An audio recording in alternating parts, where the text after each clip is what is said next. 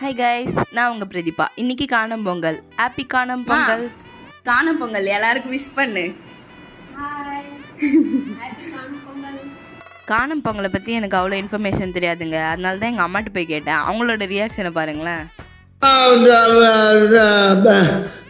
வந்து இப்போ நான் என்ன உங்கள்கிட்ட சொல்றது,